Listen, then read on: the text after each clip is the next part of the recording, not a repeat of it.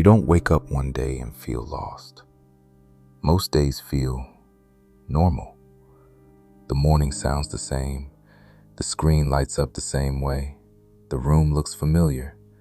Nothing feels urgent. Nothing feels broken. And that's the part that keeps it quiet. Life doesn't announce when it starts drifting.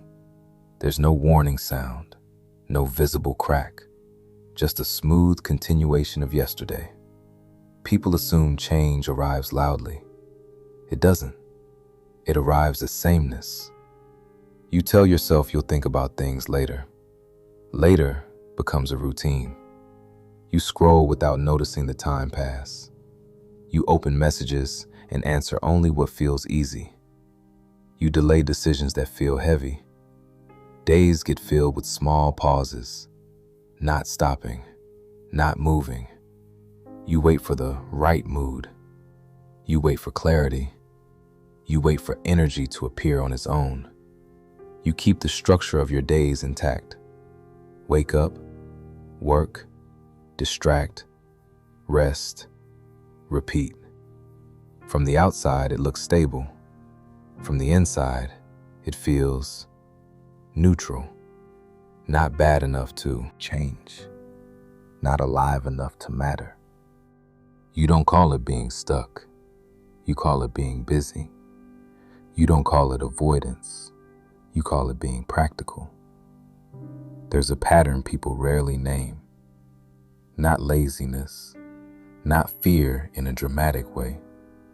It's quiet avoidance, comfort protection, delayed responsibility. Not choosing becomes a choice. People don't decide to stay the same. They just keep protecting what feels familiar. And familiarity starts to feel like safety. After years of this, something changes. Not suddenly, gradually. You notice time feels thinner. Weeks move faster. Memories blur together. You struggle to point to moments that felt deliberate. Not painful, just empty of intention.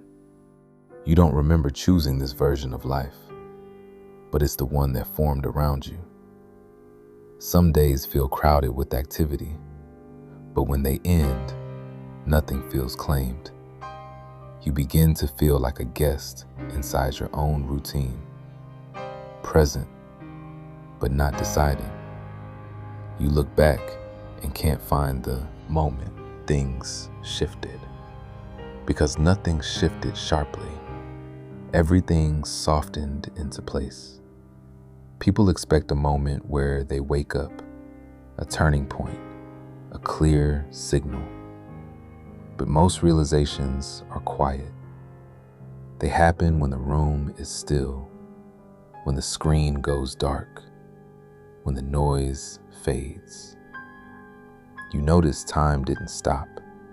It kept moving. You just didn't feel the movement. And the unsettling part isn't regret. It's recognition that this life didn't arrive suddenly.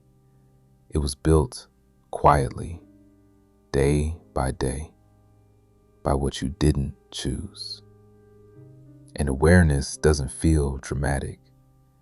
It feels still, like standing in a room you've been in for years and realizing you never looked at it closely before.